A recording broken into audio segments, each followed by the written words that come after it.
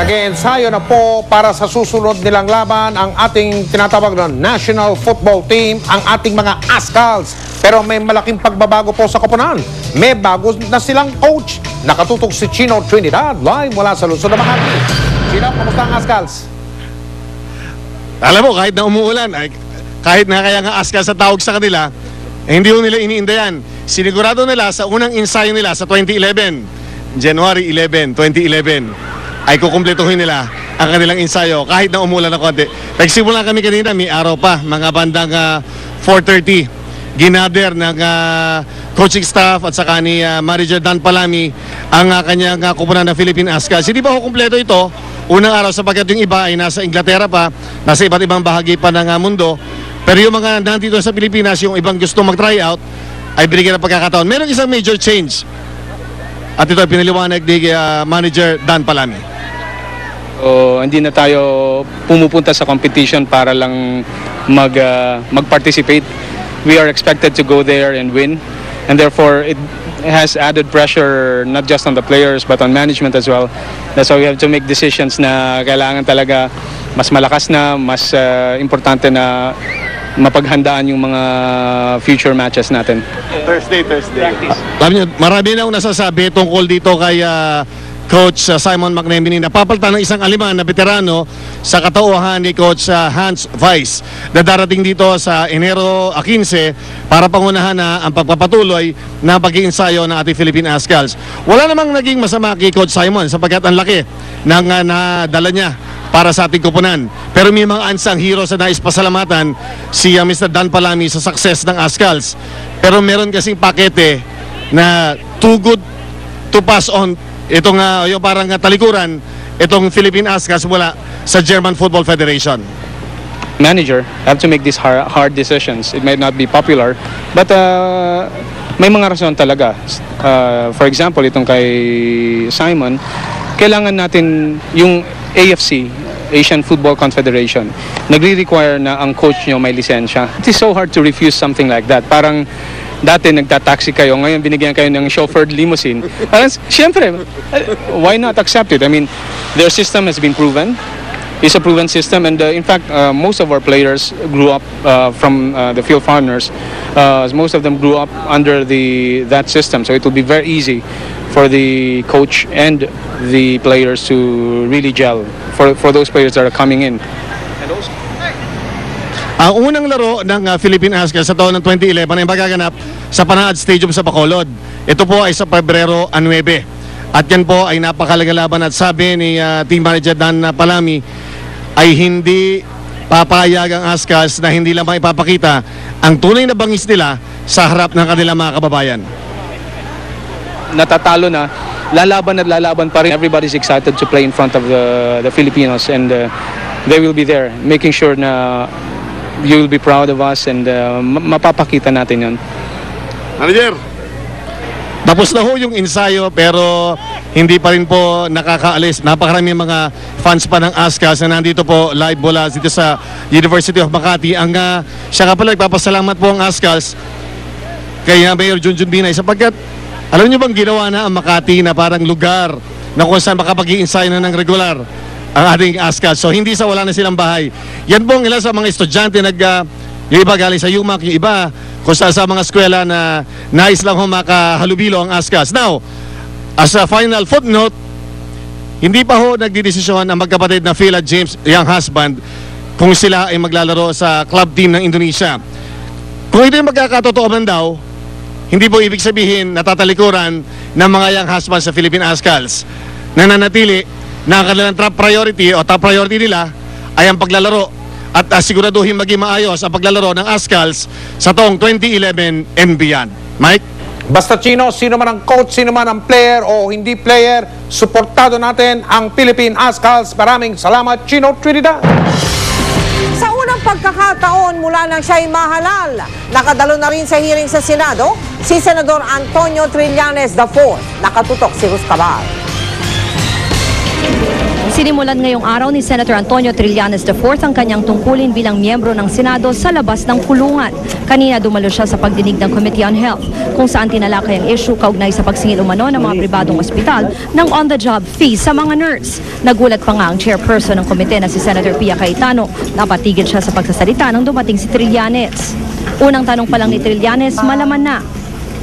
Can you provide us a list of hospitals who are actually doing this? I called all our chapter presidents in the country, and no one really wanted to give up. Our problem in gathering the data to really be evidence. The challenge is now on the Philippine Nursing Association as well as the other nursing organizations to come up with complainants who will actually say something against. Again, it boils down to this oversupply of nurses, Yes. and it boils down to this lack of jobs in general. Walang kinatawa ng Private Hospitals Association of the Philippines sa pagdinig.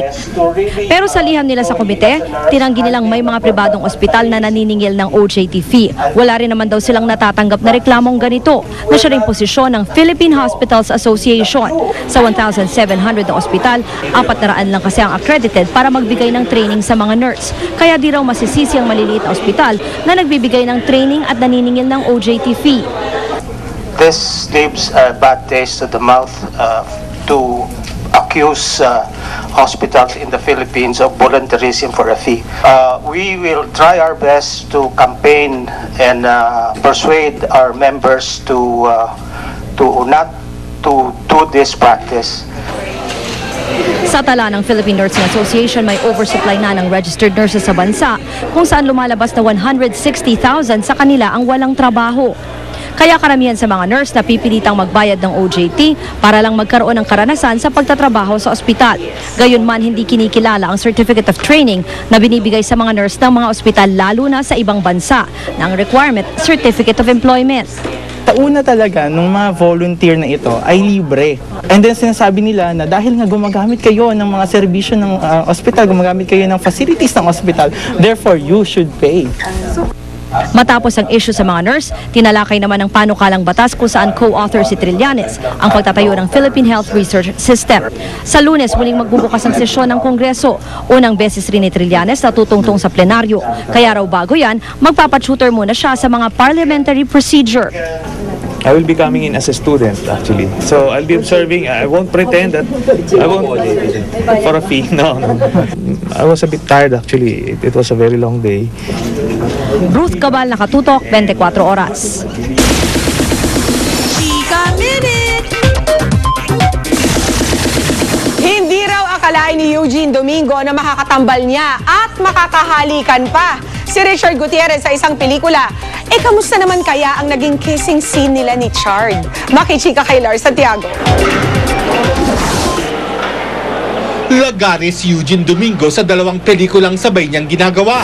Ang Valentine movie ng GMA at Regal Films na may Valentine Girls at ang Who's That Girl ng Viva.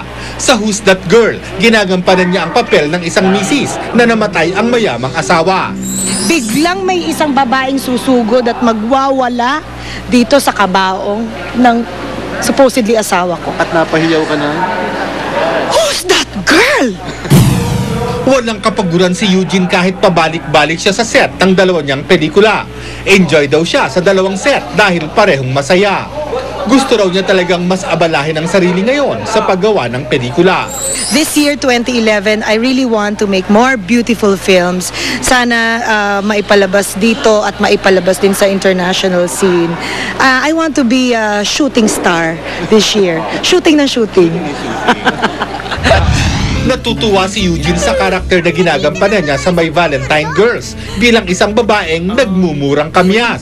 Hindi raw niya akalain na darating siya sa punto ng kanyang career na magiging katambal niya si Richard Gutierrez. Dahil dati, sa The Promise, nagkasama sila ni Richard at ang papel niya ay bilang yaya ng aktor.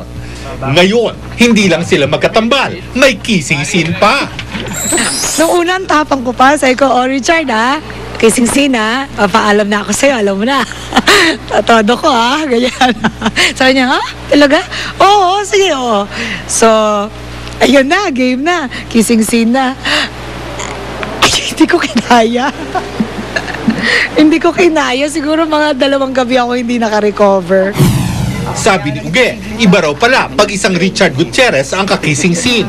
Iba raw ang halik ng itinuturing niyang ultimate leading man. Ngayon lang ako nakaramdam na para kang hinalikan ng Prince Charming. Ilang taon na ako. Parang sa 40, hinalikan pa ako ng Prince Charming.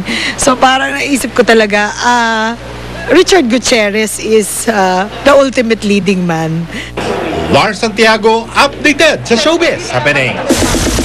Sa pagbabalik ng Chika Minute, Regine Velasquez, back to work matapos ang engrandeng kasal nila ni Ogie Alcacid. Tutukan yan mamaya. Susunod! Pagsagip sa mga naipit sa matinding baha sa bansang Australia, naging pahirapan. Magkahiwalay na lanes para sa pribado at pampublikong sasakyan, tugon daw sa kabi-kabilang aksidente sa Commonwealth Avenue. At mga kapusong sina Mike Enriquez at Dingdong Dantes kabilang sa hinirang na People of the Year. Tutukan lahat ng yan dito sa 24 Oras.